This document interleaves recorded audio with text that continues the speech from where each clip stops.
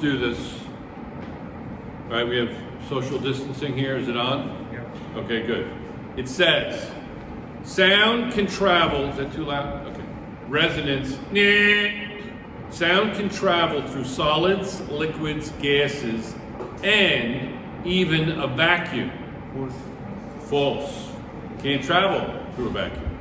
In order for sound from a speaker to reach a listener, air near the speaker must move to the listener. Yeah, it's false, right? The air doesn't move, it vibrates. So the air here is vibrating, the vibration, the energy is passing through the air isn't moving. People didn't know this hundreds of years ago, they had no idea. Almost everything that exists has a natural frequency. Yeah. My sinuses are different from your sinuses. Thank God. I mean, I'm old, but my sinuses have natural frequency. And when I take the natural frequency of my sinuses and vibrate them, those vibrations constructively interfere and I get an increase in amplitude. Nah. That's just my sinuses. Nah. Right? You get it? Yes? People who try to speak like this, their vocal cords and their eyes bleed. Me, I have no, it's fine. Have I ever had laryngitis this year with all my crazy noises? No, because I use the natural frequency of the cavities in my face and in my chest and in my throat. Even a steel bridge can collapse because of resonance. Is that true? Yeah, that's true. There's a very famous bridge. You can look this up. Soraya, look this up on YouTube. The Tacoma Narrows Bridge. Yes? And that collapsed. That's like a real suspension bridge. I believe it's in Washington State, in northwestern United States, in the early 1940s because of a wind. It was very windy. The wind used the natural frequency of that bridge. A standing wave was formed, and it just went wild. And the amplitude went through the ceiling. That's metaphorical, of course. And it collapsed. I think a dog died. But there were losses of property. Okay. It says, when an object is forced to vibrate at its natural frequency, its vibration amplitude increases. Yeah, that's what I'm demonstrating, right? Right? Yes? I can't sing at all, but I'm loud. Compared to the speed of light, sound travels slower. Sound waves cannot travel in a vacuum. Can't travel in a vacuum. Space, sound can't travel. People got that question wrong. That's a little concerning to me. Sound waves in air are a series of what? High and low pressure regions, periodic disturbances, periodic condensations, and rarefactions. All the above. All the above. The high pressure zones are the compressions, and the other areas where you expand, they're the rarefactions, right?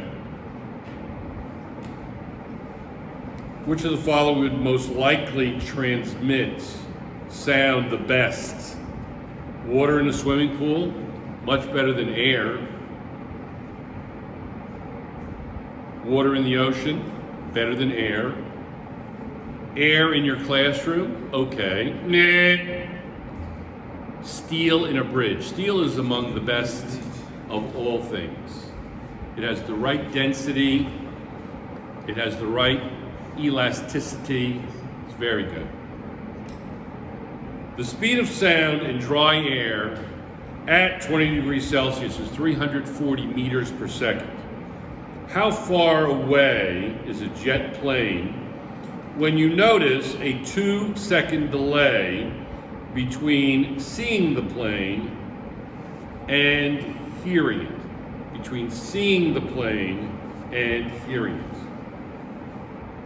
So 340 meters per second, right? So you have time, which is 2 seconds. You have velocity, which is 340 meters per second. This is chapter 4, very basic. I'm a little bit disappointed some of you got this wrong, but it would be what? If V equals D over T, what would D equal? Wouldn't it be VT? Right? Right? So the answer would be 680 meters, right? It says, if the sounding board were left out of a music box, the music box would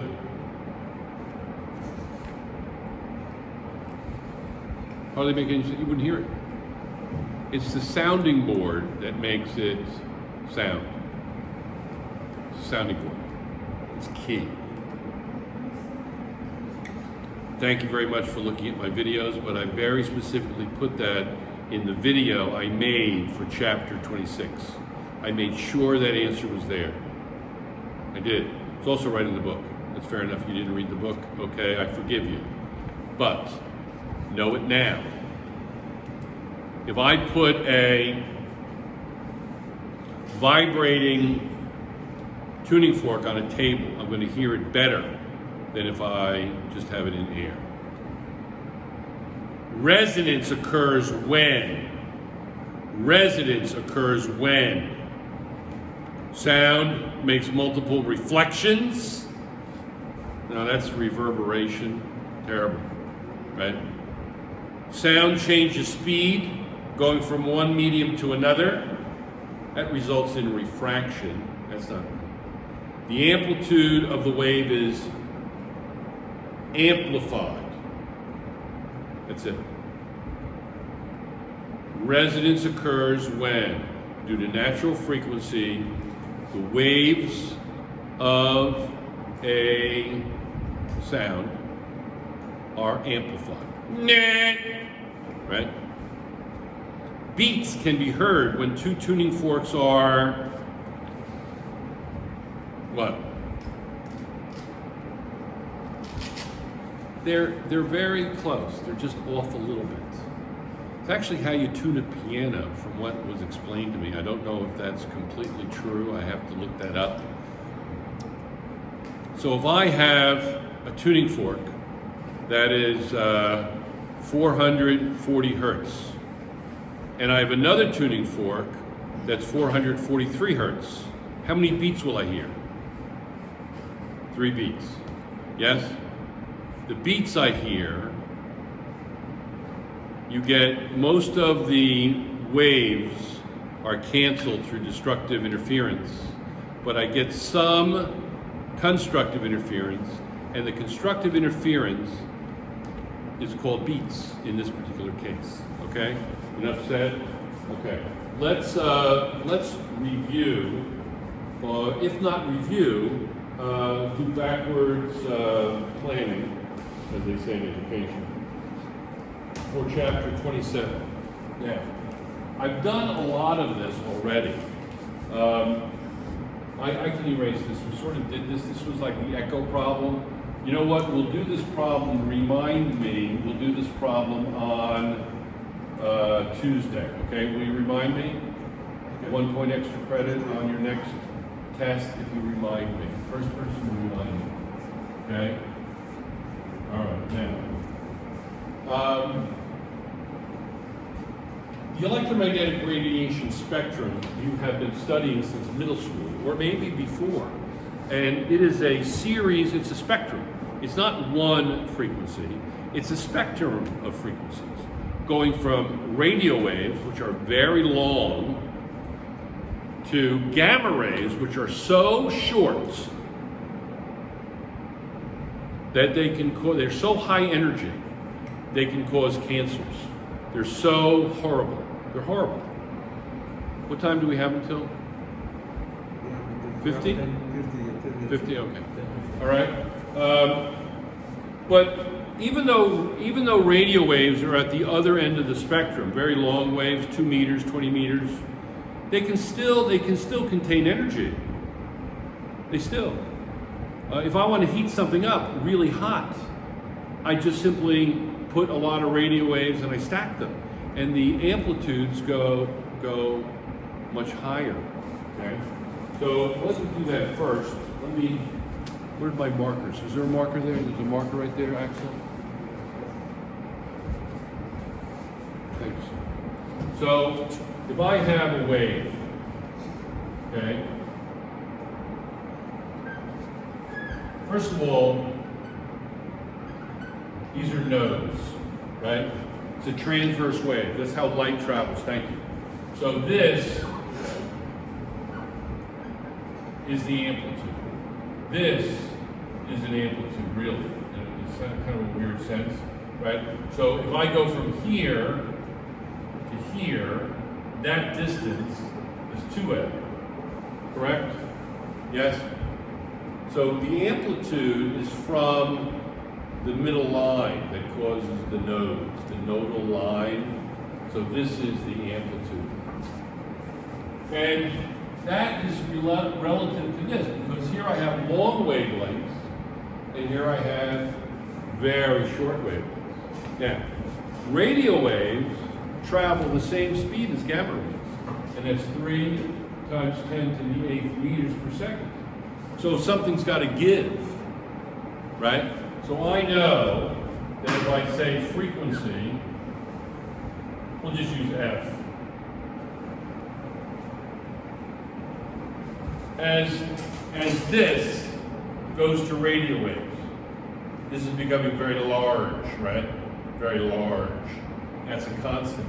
If that's becoming very large, that must be becoming small. So radio waves have a lower frequency, a smaller frequency, because they're larger. Gamma radiation, very short waves, very short. Therefore, now light is in the form of 6 nanometers. 6 nanometers, right? What's a nano? You got to know this. What's a nano mean? What is nano? It's a prefix, which means billionth, -9, right? So 6 times 10 to the -9 meters, right? If I ask you and I say, okay, I am giving you, I want to know the wavelength of a wave that has C equals this, but its frequency is 6.3 megahertz. In order to calculate the wavelength, what do I have to change that to? It's on your test. What do I have to change that to? So it would be, can I erase some of this? Yes. Can I erase this? So what would it be? It would be wavelength would be 3 times 10 to the 8th meters per second divided by the frequency, which is what? 6? It would be 6 times 10 to the positive 6. Right? Yes? Yes? If I said I want to calculate the frequency, I want to calculate the frequency of a wave that is 680 nanometers, right? So I'm going to do the same thing, right? I'm going to put 3 times 10 to the 8 meters per second, divided by what? Divided by what? Come on, you can do it, guys. Put the phones away. Doesn't matter. And do, right? What would I do? Come on, guys. Right there. 680 times 10 to the negative 9 meters. So you have to get rid of that nano, right? You got to put it in meters, right? You only have 3 things: meters, seconds, meters per second. Hertz is okay. Hertz is actually in seconds, really. Yeah. Okay? Yes? You okay with that? Okay. So when it comes to light, the electromagnetic radiation spectrum is extremely complicated. Very complicated. Has anybody come up with glass, the relationship with glass? Yes, John. Go ahead. I can't hear you. Come up here. Just stay right here and talk to me. Yes. Is what? What? Impervious. Infrared and ultraviolet. Infrared light cannot passes through glass most of the time. Yeah, most of the time. What about ultraviolet? Some can passes through the light, and it can potentially harm us too. Okay, so look that up though. Look up ultraviolet specifically. How do we know? John said that visible light passes through glass, but how do you know? What observation have you made that says to you infrared light does not pass through glass very well at all? Most of it's blocked. How do you know that? Anybody? Yes. Because of what? I don't know. Okay. It's very simple. Your car. Visible light comes in, it's a greenhouse effect. Visible light comes in, heats your interior, changes visible light, short wavelengths, to infrared light, longer wavelengths. The infrared light can't get out. Blocked. Can't pass through glass easily. You get it? Oh, it warms, and then the wind comes and takes the heat away, etc. But it doesn't happen very easily. Have you ever heard of a greenhouse? Yes. The greenhouse can work because the visible light can come in, but the infrared light can't get out through the glass. Okay? Now we're still waiting on John with ultraviolet light, but infrared light definitely does not pass well through glass. And most ultraviolet light doesn't either, but we're waiting on John for that. Okay? Polarization. And we've had this discussion before. Okay? When light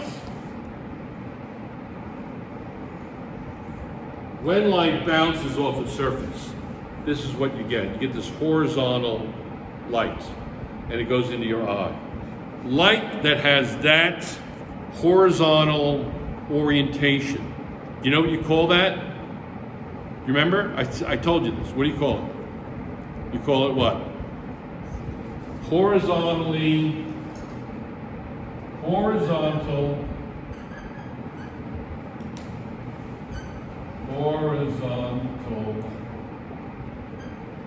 oriented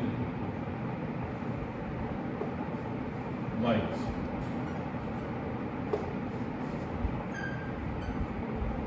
It's glare. When it bounces off a surface, like the hood of your car, wet roads, the water, it travels like that. It creates glare. How do you fight that? How do you fight it? Well, you can wear sunglasses. And the sunglasses look like this. Have you ever seen dark sunglasses? You know, right? Shades. I know. Okay. How do you know they're polarized? Well, you don't. And then I'm going to stop. So give me like 60 seconds. It's actually, polarized sunglasses are actually dark lines that are vertical. It doesn't let in this horizontal light. Can't pass through it. Blocks it. Right? Blocks it. It lets in these lights, which are nice. They're friendly lights. Yes, these are the friendly waves. Friendly waves. Now, how do you know that your glasses are truly, this is on your quiz, how do you know that they're friendly and absolutely, positively polarized? Well, you take two of them. So what I do is, I say, I turn these, and I turn it 90 degrees. So here's, right? I turn it 90 degrees, and it blocks the light. If it blocks the light, guess what? They're both polarized. If only one, if it doesn't block the light, one, they may both not be polar, or one still may be polar, so you take another. Trust me, I've been in stores, and it says polarized. I take two polarized, it doesn't work. What are you going to do? Right? What are you going to do? So I try two more. Ah, this one worked. Because somebody changed the tags. Right? And they're not expensive. Don't ever spend a lot of money on polarized sunglasses. Don't do it. $10 the most in the United States. $5. I'm telling you. They're not expensive. Simple. Motion picture 3D, the old style 3D glasses, you know what they are? They're like this. One's like this, and the other's like this. Creates a kind of a pseudo 3D image. I know. Those are your 3D glasses. One's like this, the old style. I don't know what the new style is like. I don't even know if it's changed, but it's like this. The other one's like this. Yeah, 3D. All right, that's all we have time for today. Thanks for coming. You've been a great audience. I'm here all week. Thank you.